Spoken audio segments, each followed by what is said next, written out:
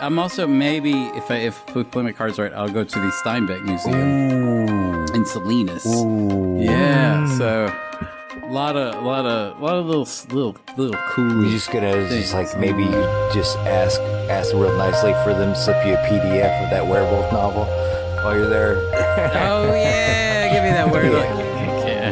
It's like the secret menu at In-N-Out. You just gotta ask, but you have to know the words to say. You just have to ask the right, dose it or whatever. Yeah. Use horny werewolves. Oh, yeah. Yeah. Speaking of horny monsters. Yeah. Oh yeah. We've got a big night. We got a big night ahead of us because you two finally saw Sinners, a movie that I saw. And Wade got to see. I got all my vampire movies out of the way. Oh yeah, that's right. Yeah. The vampire. We never think about it anymore. I had a vampire weekend. Hey. My own vampire weekend. Hey. Yeah. All right. We're 40-year-old white boys. Hey. Yeah. All right. Hey. That brings us back. No. Yeah, we there was a lot of Sinners, man. The only movie that's Okay, so Wade, what did you think of Sinners though? Sinners was great. Okay. Yeah. Yeah, I was kind of, I guess, like, okay, so I keyed it as like a movie I wanted to see. Sure. I knew it was about, like, here's my take on it so far 2 days out after seeing it. Mm-hmm. So I knew that, like, I knew this movie was for me. I said I wanted to see this real bad. But then it was in the middle of the move, and by then it was like, it's already been talked out. So I was like, I might as well just save the $20 and wait for it to come out. Right. And so so I finally saw it when it came to Mags. God fucking damn. Yeah. What a movie, man. I mean, Ryan Coogler has ideas. Like, Yes. Okay, so finally, and because I've been, I'm friends with this tech guy, and I hang out with him. He's been in China for a month, so I kind of miss my friend. But he's a tech guy, and I guess the thing I enjoy about hanging out with him is he thinks really different than me on a lot of things. And so I feel like, in some ways I got a leg up, in some ways he can get a leg up on me, So he knows a lot more about this town than I do, and I like that. But he isn't of this town, Sure. But and I think he likes that I'm not of this town in spirit or literally. Right. But or profession But I always told him, I was like, I'm a culture guy. Their biggest thing is I'm a culture guy. Mm-hmm. I read civilizations by the culture they make. That's what I take in. And so I have much more of an enthusiasm for this. And a movie that is just there's not a ton of just culture movies. It's kind of this vague thing, because movies like to set themselves in these fixed places. Right. And so it's hard to show how culture, it's hard to show the Buddhist culture. Like the temperament through time and like all of this kinds of stuff. It's hard to show Christian culture. And I'm thinking of it in like are you guys familiar with like a Diego Rivera mural? Yeah. Oh, absolutely. Where you can see like all the different patches. Yeah. You can see it it's through time, I guess. This movie does that literally in one of the most fantastic scenes. Literally at one point, that's the point where I don't know if you remember what I said about it when I saw it. I said that it's a really good movie. At its lowest, the stuff I didn't like was like the melodramatic kind of like dialogue that's kind of front loaded. It's mostly that first act. But to set up the situation. But then sometimes he gets, but then I said there are some moments that I felt like this was like touching transcendence, and that montage, the sheer inventive. Oh my God, literally, the sheer inventiveness of the montage was wholly unexpected. I mean, at the end with the Well, when it's actually in the direct center of the movie. Yes, where, the music, and it's probably it may be my favorite sequence I've seen in a movie in years. But the preacher boy starts playing, and then Delroy Lindo goes, and he cuts away. And I have a lot to say because I think this is central to the movie. He goes, this wasn't forced on us like that religion. This is ours. Right. And then that's all he says, and then it like cuts, and then the camera literally transcends. I watched it again today, and then you see all of this through time, and you see the guy from like the fucking Parliament Funkadelic. Like I think you see like Eddie Curry. I think he's supposed to be. Okay. Oh yeah, he looks like that. Yeah, and you see that hip hop, and you see and the Chinese woman it comes reflected in those sword dancing that they did, because she turned, and you're just like, okay, this is what I'm fucking talking about. And this is what I'm talking about. This was this spoiled for you, or was this a surprise that you? No. I watched the non-spoiler review from the Red Letter Media guys, and they talked about this scene, and it did make references. It peered through time, and I did expect. So therefore, I was expecting a, like Alan Moore from Hell, or like. Like I knew it might do something like that. I went in completely cold, so I felt like I was being. Oh, really? I mean, felt like I was. Entranced. Entranced. Yeah. And it was so amazing. And I was like, okay, so this is like the core of life to me. This is like this is what I live on. This kind of like people having a good time with each other, and so you're just enjoying that, and just through time. And then the vampire, and I guess that you want, probably Ryan Coogler wanted you to think at this point that the movie is about this oppression of black people, and that the vampires are white people analog. Literally white too. Because it kind of lays that sets out. that up. But then the inversion of that, specifically cultivating at the end, where the main vampire says to that boy, the preacher boy, the same thing that Delroy Lindo said. We once had a culture and they took it from us, meaning the Celtic culture, the Irish Celtic culture, and again putting the onus on Christianity. And that's said to Preacher Boy twice. And so then he goes back because he flees he flees. What's good with their vampires? What the fuck? And so he goes back, but that he doesn't, that his father, it's set up for you to think it's a race movie when it's really like kind of a religion movie. And then anti-religion movie. And then it sets it up to where he's going to go back to the faith because he's seen the wages of his sin. But he was like, yeah, there's sin, but you have to give up that too. Right. And that's the prison of the movie. It's not that you believe in something. It's that you're taking joy away from other people through this kind of cultural oppression. Right. And so it is about that. And so the boy rejects his father at the end, and does he pay the divine penalty? No, he goes on to become Buddy Guy. I'm sorry, but like that's like the movie, literally. So like that's it's so fucking cool, man. I don't know, that movie is so cool. The movie had twin endings, which I thought was that it really. It's a weird movie in the sense that so endings are hard. Okay, so if you have one really good ending. A lot of people would stop where you have one really good ending. But to have... Oh, yeah, but you've got two really good endings. Yeah. See, I watched it and I was like, Ryan, you don't have to make Marvel movies anymore. Why you keep doing these post-credit scenes? How many endings do we need, motherfucker? That's how I felt watching the end of it. You do. You have Smokes. Smokes. I thought it was incredibly rewarding to have two endings. Yeah. Oh, did you stay till the end of the credits? Because there's an extra one at the end. I did. Yeah. Well, I don't know. I saw the Buddy Guy scene where Smoke is dressed like Cool Mo D. Yeah. Yeah. Yeah. No, and if you watch to the very end, I didn't do that. It's just like it's like a Marvel one-off nothing, but it's like he plays like another riff on the guitar, ding, and then there's there's a post credit scene. Some more Buddy Guy at the end. I was like, little guy before you go.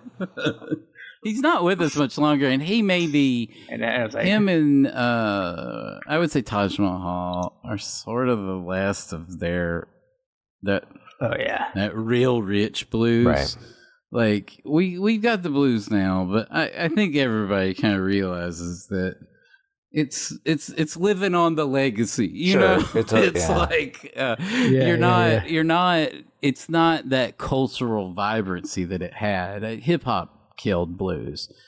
And I mean, that's, and Ryan Coogler's, would say that the spirit just passed through. Sure, it's a tapestry. It's a tapestry. Yeah. Yeah. But Buddy Guy is the last of his thread. Right. Let's say that. But like going back to what you were saying thematically, I do think that well, I mean, did you guys read that Washington Post I guess it was an opinion page about it being the title of the article was Sinners is a movie explicitly against white evangelical Christianity. It's a rebuke against it. Yeah. Oh yeah. Well, we don't really need the white, because at that point it was just a general.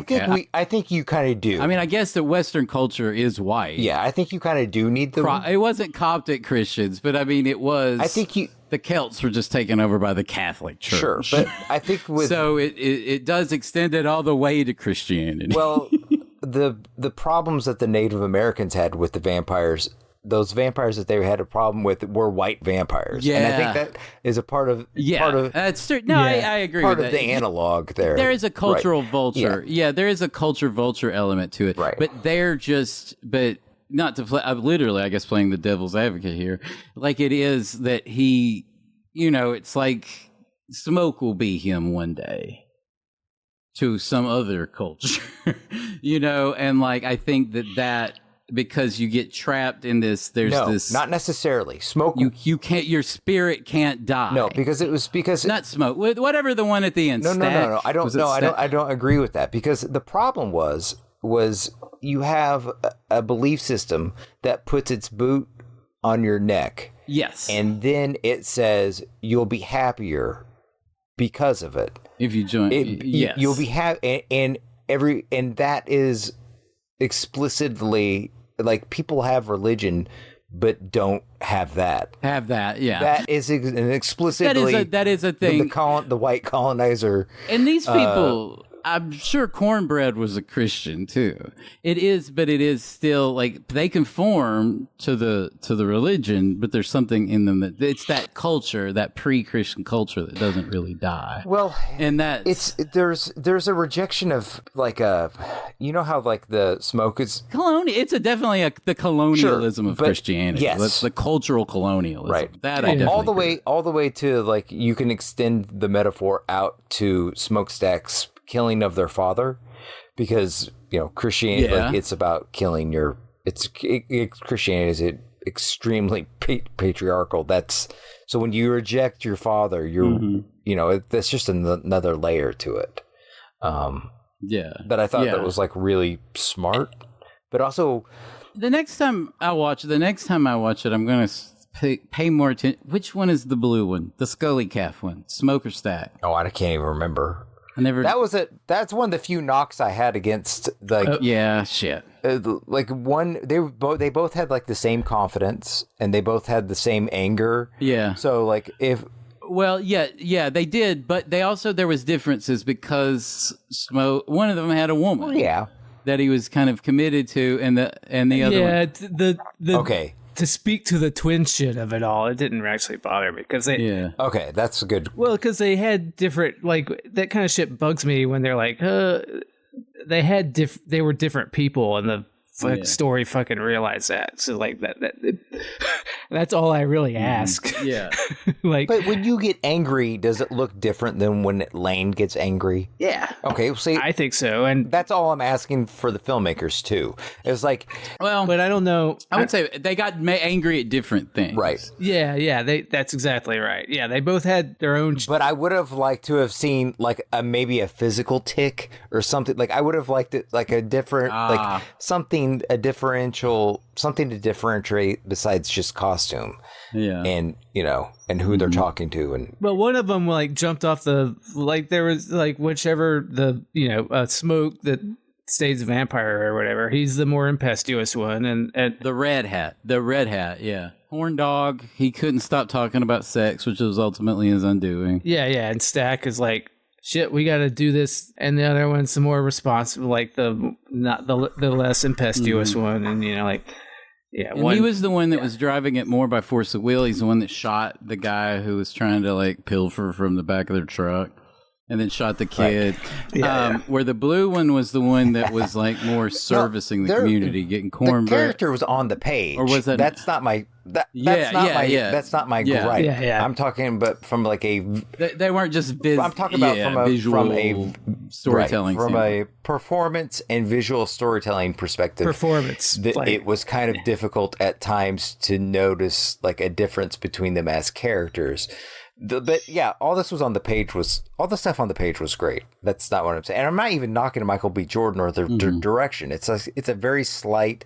In fact, if he's going to get nominated, how does he get nominated? I guess probably for both. How? I think is he going to get lead? Is he going to be the lead actor nomination for 2 roles? Like they'll do what they did to Jeremy Irons for Dead Ringers. I think he got nominated for both. It just said for this/that. Did it really? I don't think did he win? He may have won. I gotta look this up. This is a great.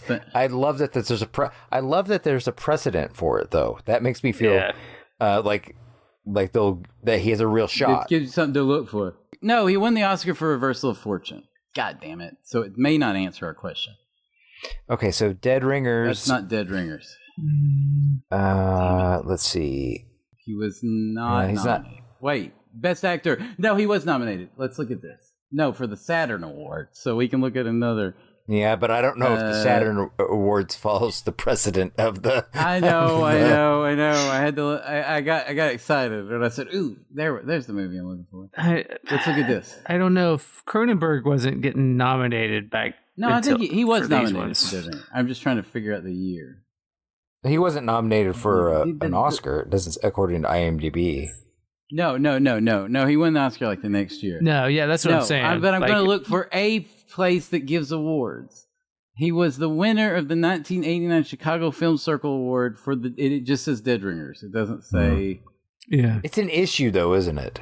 Like I think that this is. Well, I think you just split them. I think it's probably. There ain't no rules anymore, man. They're not gonna say you get you're gonna win an Oscar for Smoke, but not Stack or whatever. Yeah. Like they'll just there's no rules anymore. So I think he should, maybe he should be nominated twice.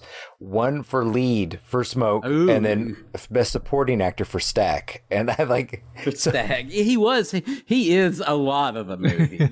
He is. Michael B. Jordan did good by meeting Ryan Coogler, man. Yeah, and vice versa. But because it's their fourth fit. Well, I don't know how many Creed movies did Coogler actually direct? 2. I think he did. Or did he direct 4. all 3? I think he did 2 of them. Yeah. So this is his 4th movie with B. Jordan. Okay.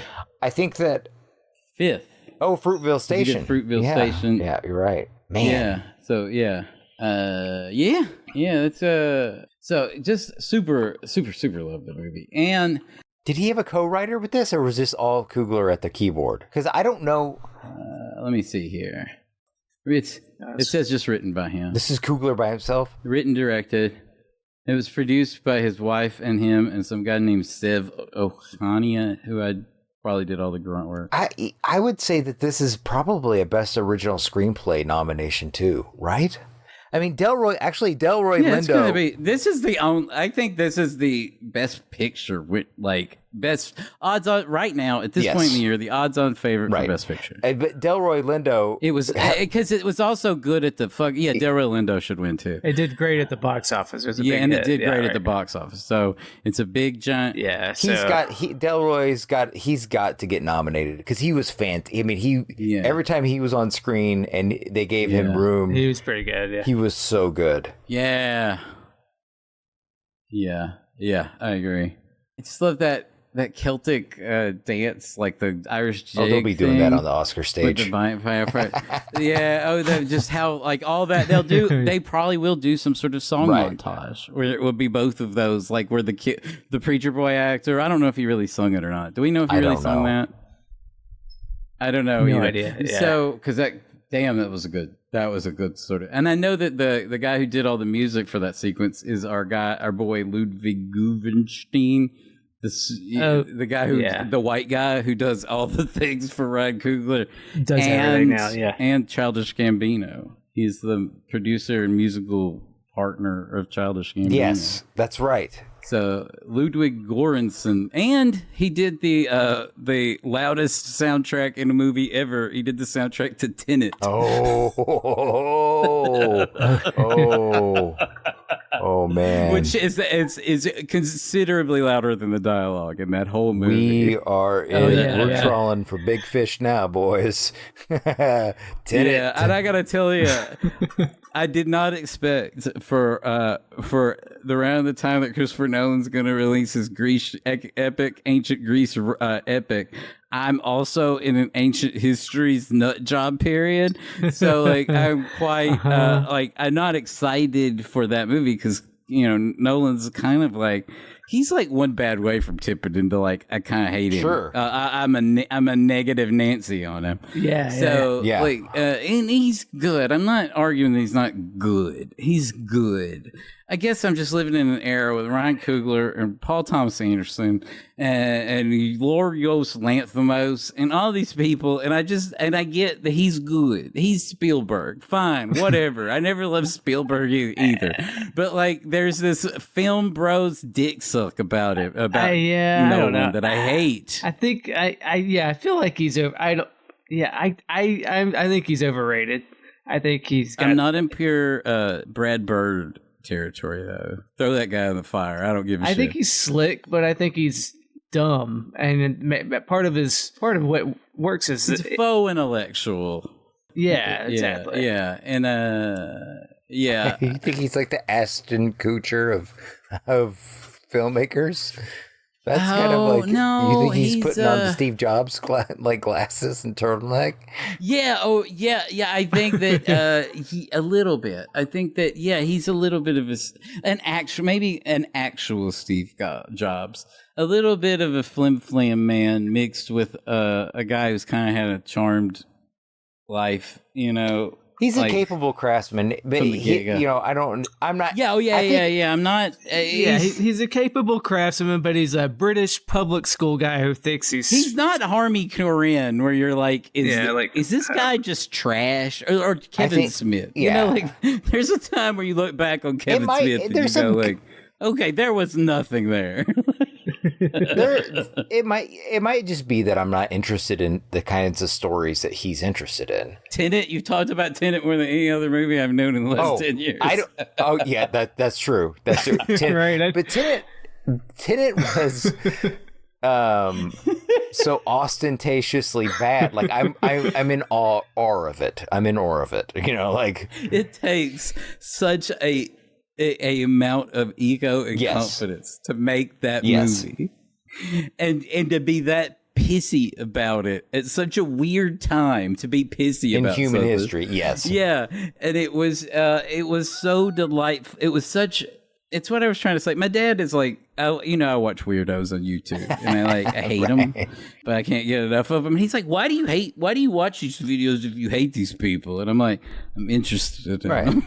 I'm watching them from a psychological perspective. Right. And the times he veers into that for me, where I'll always click on it. I'll read what Chris is up to. But he's got my namesake, and he's out there spelling it wrong. Yes, that's right. But but no, he he's always there. You can't. What are you going to do? Not think about him? Like when he releases a big fucking movie that's all anybody talks about for a year. And you got another one coming up. He's got one of my favorite actors, I guess, Matt Damon, in a movie about the Odyssey. Of course I'm going to the theater to watch that shit. Yeah, me too. I'm going to see it in IMAX, and I'm going to find at least 5 things to bitch about. You just know it. Sure. Is it going to be 4 hours long? Probably. Because I remember being physically uncomfortable for Oppenheimer. Like, I was like, these seats are not comfortable enough. Yeah. My favorite thing I came from Oppenheimer was us sitting there, and when he didn't, the big thing is he didn't show the Trinity explosion. He built it all up and showed everything else, and they go, "Pussy." He was afraid of getting shown up by David Lynch from Twin Peaks season 3, right. And I didn't even watch Oppenheimer. I've seen Twin Peaks: The Return. I don't want to watch it. Oh, have you seen Oppenheimer? You haven't seen it? I haven't. Shit. No, don't ruin it for me. Don't tell me what happens. It turns out the military-industrial complex can't be reasoned with. Oh no. It's not the. It's one of his better movies. Yeah, damn it. It didn't deserve the Oscar. No. But I put it up there with. I'm not against seeing it. I just it's 3 hours long, right? And I was for it. It's long. Actually, I don't. I guess I saw after seeing it. I don't quite understand what was so good about it, because his performance. Really, that guy can act. Not Robert Downey Jr. I actually like the Downey Jr. But really. Oh, I think he was. What's his name? Lionel Barrymore from. It's a Wonderful Life, like Mr. Potter. I feel like he was doing an impersonation of that guy. That's so funny.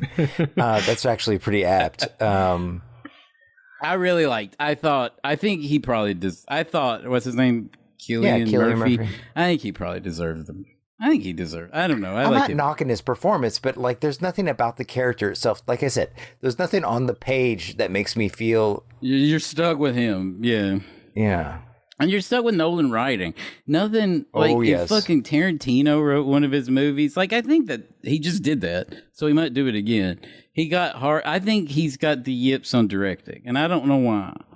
Tarantino, but he's writing a screenplay for another writer, another director. But that director is David Fincher, so he would write a Nolan movie. Well, because he's got some weird OCD obsession with only doing his 10 movies, so he can't have it be his final one. So he's clearly ate up with he's like I said, no autist will ever grow up to direct a movie, my ass. Yeah, right. But it's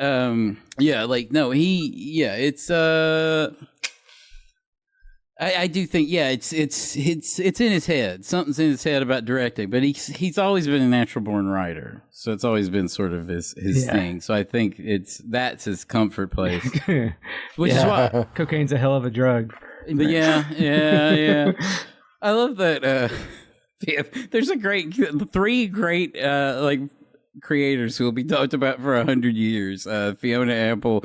Paul Thomas Anderson and Quentin Tarantino have that cocaine story where she quit cocaine she hung out with Quentin Tarantino and Paul Thomas Anderson for 4 hours watching movies and quit cocaine hard turkey. She's like, I never want to be like that again. That's too funny. So So and I didn't have time for Oppenheimer. I had to watch 3-hour vampire movies. But I am going to tie the Sinners into my reading of The Republic. James, let's put our sophisticated hats on, boys. We're going to talk Plato's Republic here for a second. I fucking hate Plato. I fucking hate him. I don't think I realized. I read The Death of Socrates and I thought, okay, I got this guy's job. He's going to say a bunch of smart stuff and pretend like his old professor said it. But I'm getting in Republic and I'm like, am I supposed to take this shit seriously or what? And I guess that I find it galling. He wasn't born in a Christian world. To be this fucking Christian should be a crime. Well, is it that he's that way? I haven't read The Republic or any of the shit, but all the early Christian writers were just jacking off to Plato, so they changed the whole thing to be Platonic. Yeah. Oh my god. Yeah. I think I'm gonna find if I didn't find Christianity's true father, I may have found his mentor. Right. Yeah, I fucking hate Plato, but I'm not he's not I don't want to paint him as this church, church lady kind of philosopher. But I don't think I realized I was expected to just disagree with so much from some, and he puts it all out, and it is kind of interesting because he's they're all dialogue, so it's him pontificating to some other asshole, and this other asshole kind of like, are you really believe that? You know, there's a lot of kind of common sense there that he puts himself up against. So he's giving himself a Q&A. Yeah. But it is like, I just find I'm like constantly like just disagreeing with this guy. Like I was like, come on, this is, and some of it's just defect, but like, you know, some like the theory of forms, the eternality of the soul. Like there's all this stuff. It's like every page you're getting something. And he says in book 3 that actors, and this is true. Like, I mean, not this is true, but this is what he says. It's not like a misreading. He believes that actors become a little evil the more they pretend like it. He's for this strange kind of social control where hard truths are hid from the populace so they don't, like, it's everything I hate. Right. And there is a philosopher. I don't know. Well, I think actors are probably a little bit evil, right? Most of them. More compared to what? Other people? No, everybody. Like, yeah, they're so self-involved and like got their heads up. Yeah, compared to what? Right. Other people? Like, I don't know, man. I had a photographer say to me one time, you know what? There's nothing worse than an actress. Yeah, because he works in their line of field. I bet if he was giving out like CD like I don't know. I bet if they worked in Wall Street, they'd think those assholes. They're all, you know, everybody's full of hungry assholes trying to make a Wall buck. Street's full of assholes. I didn't say anybody was worse. I just said actors. Yeah. No, I agree. Are But there's a counter to this in Greek philosophy, and it's Epicurious, who's like against all this shit. Yeah. And I think that Epicurious would really like sinners. That's what I think. What got you started on this, John? Just ancient history. It's time that I got into some of this shit and read a lot of this stuff. Like, but a lot of it is just trying to figure out like where did the bad stuff start? What is endemic to humanity? Yeah. What are, like, we're always, that is the most interesting question. Like, spurned assholes are always going to kill, you know, you're going to be a number of guys who just kill girls, or guys that get so horny that they kill a girl. Jesus. Like, that's just, I that think came out of nowhere. That's your first example? Well, I'm just saying that there's crimes there's crimes Right. of humanity that are kind of endemic. I think gambling is endemic. I think prostitution is endemic. I think all of these kinds of, like, you know, there's a lot of things that are just kind of, everybody's going to find a way to, any system that you put forth in society, there's going to be a good chunk of population that's going to try and manipulate it. It's human brains kind of all fit in a system that like, you know, large group systems kind of form. Like people, what is it called that kids have where they just say no to their parents all the time? Oppositional. Oh yeah. Oppositional defiant disorder. Oh yeah. Yeah. I feel like I have that. There's a cultural. Well, I don't, but I feel like one of my kids does. I don't like you, Dad. I only like Mom. That's also being a kid, though. Like, it's hard to. Oh yeah. But I guess that's what I mean. It's in the soup. It's in the human soup. But some of like school shootings aren't right. Like right. In hospitality, oddly, is not endemic. That is forced on us by certain social constructions, by people manipulating social constructions. Like this, this exercise is just like going to help you a way to see forward. I think like that's what you're getting at. Yeah, and I don't want to, because left wing people can get especially young ones can get this kind of idyllic idea about what we can do to fix the social problems. And 100%, we can fix healthcare. We can fix wealth inequality. We can fix poverty. These things can work, especially with the amount of money that we're fucking making. But we can't fix, like, there's a lot of gender politics that humanity just can't work around. I'm not damning this to it. Like, it just seems like that's going to be a friction that's kind of maybe like other apes deal with it. So, like, you see all this kind of gender friction in apes. You see gender friction in other higher brained animals, whales and stuff. So, like, I do think there is something about that may be overcomable. We can make it more equitable. We can make it to where it's not just fucking sheer patriarchy. But I do think, like, gear up for slow results in these kinds of pursuits. But it's a long running problem. It's going to take a lot of work. Yeah. This is Rome wasn't built in a day. Whatever euphemism you say before you don't think someone's going to do a good job at fixing this problem. But there's certain things that are just like, it also clarifies that we are probably careening to some sort of shift in what it means to be an American and live in this era. Oh, yeah. And that happens a lot. That happened like a million times at Egypt. That's what I'm saying. That happened a lot. Yes. It's happened to Russia, like, in our lifetime. Yeah. Yes. Twice in the last 100 years. Yeah. China has went through quite a bit. So, like, I do think that those kinds of things will happen. And so, like, there's certain, I don't know, I feel like in some ways it's calmed me. Right. It's given me some kind of perspective, but it's also clarified the things that I think are evil and changeable and not endemic to humanity, are inhuman. And then that kind of makes me more mad about it. But one of the things that I think is human, the most human, is that goddamn blues song in The Sinners. I think that the problem I have with the Christian mindset as it's kind of metastasized in the world, and I would Abrahamic, I give them all, put them all in that bag, the Abrahamic religions. I think my main problem with them is that they look at that part of their human society, and it's always been there. That fucking jute joint has always been a part of it. They had them in Sumer. They had them in Egypt. They had them in Greece. They had them in England. Yeah. They had them everywhere. We will these places where people are going to take drugs and have a good time. Yeah, they'll be there long after we're gone too. I mean, it's like yes, and to look at that as the evil of the world is kind of endemic to Abrahamic religions. Now there are aestheticists, like people who kind of don't want to seek pleasure, people who, for whatever reason, are comfortable living a rigid lifestyle. Their brain works best that way. But, there's room for that in society. It's the fucking trying to stamp it out. It's the boots on the neck. That's what I don't like.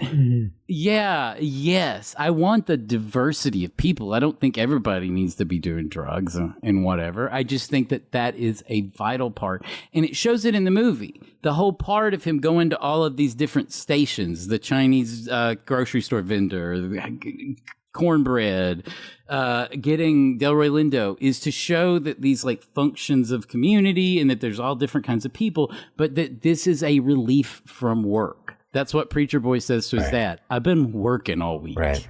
And I want to have a good time, which is mirrored in what he said. No, it was tied to labor. Yeah. That was what. Yes. That was. It's a release from the life sucks. You need a mojo bag, but you also need a fucking jute joint, and that's what he says. And so all of these people, and he says that at the end, before the killing, that was the best night of my life. Right. Yeah. And so and the guy, and even hey, you want to live forever? I can do that for you. Like, nah, man, I think I've had enough. Yeah. And so that leads me to Epicurious. Epicurious believed that unlike the aesthetic, where pain avoidance in life is, or pain, pain. I don't want to do things because it will cause me to die earlier. It'll somehow stain me or cause me. He said, pursue pleasures. But it's a mathematical equation. All these guys were math nerds. It's a mathematical equation. The pursuit of pleasure. If you get out and if you get a heroin addiction, if you go out and take a lot of heroin because it's pleasurable, you're also going to get a heroin addiction, which means you're going to be a homeless dick sucker. Is that what you want? That's not the pleasurable life you want. Right. So it's a balance to get this not to use the appropriate amount of heroin, but to pursue the appropriate amount of pleasure within, to the point where it doesn't bring you pain. Alcoholics are enslaved by this. So the temperance of that drive in them will only bring them pleasure over the long mathematical equation. So he came to this, what he called the 4-point cure. Don't fear God. Don't fear death. Pleasure is easy to find and pain is easy to endure. And I guess it was like this sort of like a mindset. That's kind of that's a baller. That's actually like I'm going down to the Holiday Inn. I'm gonna find whatever weekend seminar he's got. Yeah, I'm gonna like he's got his easel out and he's got his whiteboard out. Yeah, I'm going to this guy's lecture. So this place took over. He was the big poet, or he was the big philosopher. He lived a generation after Pluto, so he was kind of like there was Aristotle, and then there was Epicurus. There was Plato, Aristotle, and then after him Epicurus. He was just as big, and he was specifically big when the Romans took over. They took that shit because they had that Dionysus Society shit. Yes. And so they really Romans really had a good time. Famously. Yeah. I know we all know that. Famously. So they really knew how to have a good time. So Epicurus was there. There were lots of communes. And then the church, just when Roman, that was over, when the Roman church took over. Oh, yeah. So he was like a 4th or 5th century version of Karl Marx, which Karl Marx noticed. Karl Marx wrote his thesis on Epicurus. Yeah, game recognizes game type situation. Yeah. So there was a real effort to kind of stomp it out after Christianity. And in fact, he's in Dante's 7 Circles of Hell. Or whatever. He's mentioned in the Inferno as being tortured forever in hell. So, for refusing the eternity of the soul. Wow. Yeah, which was a big thing of Plato's, I guess. So, there you go. He's the anti-Plato. And also, Aristotle looked down on a lot of this shit, too. So, I'm done. I'm bailing on Republic. I will finish. I'm listening to an audiobook series on it, where there's like interviews and shit. Yeah. And I'll finish that without reading it. But I'm done. But I might read Epicurus. Not much of his stuff survived. Right. Yeah. Mostly because his big library was in Pompeii. His followers kept most of his scrolls in Pompeii, so there's a lot that was lost, literally, like tragically. But then the church learned a bunch of shit too. Yeah. Yeah. Sure. I'm sure it's in that not Borges. I bet it's mentioned in Name of the Rose. These suppressed texts that the church suppressed. Oh yeah. Gnostic. Yeah, like along with the Gnostic Bible and stuff like that. Egyptian Christianity. That's another thing that's just wiped off. That there was a pre-Catholic church nation state of Christians, and it was Egypt for like 200 years. They became Christian before Rome did, but it was a different kind of Christianity. Right. The Romans really dictated what became Christianity. Yeah, it didn't make it past the Council of Nicaea or whatever. Nicaea, yeah. So, yeah, I don't know. I don't want it to lead me back into like reading about all this Bible shit, but it may. I think that's what I'm sniffing around is what is my full critique of Christianity other than like I just hated growing up around it? Do I have like a general critique of it? And I think I may, but I'm waiting. I'm reading for my final verdict on Christianity. Sure. It's like 12 angry men, and you're all 12 of them. Yeah. In the room with yourself. 12, I'm all of them. I'm Jack Klugman trying to argue with Lee Cobb. I hate these fucking people. They're fucking killjoys and fucking I hate judgmental assholes. It's hot Come here. on, I'm man. with you. There's a mystery to the... I'm with you. Pain is easy to endure. Ed Begley Jr.'s dad. Yeah. Ed Begley. Yes. I don't have to say Ed Begley Jr.'s dad. You don't have to do that. No. Yeah. So yes. 12 Angry Men. I should watch that. I'm surprised no band in like the 90s named themselves Ed Begley III, because that would have been a really good name for a band, I think.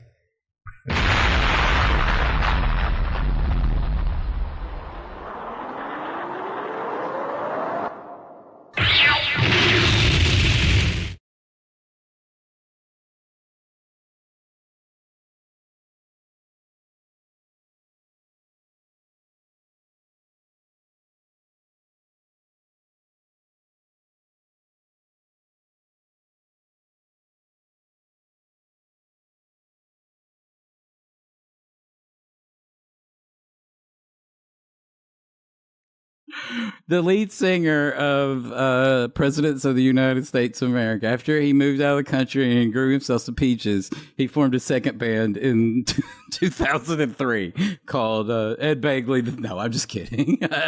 I'm painting a flight of fancy.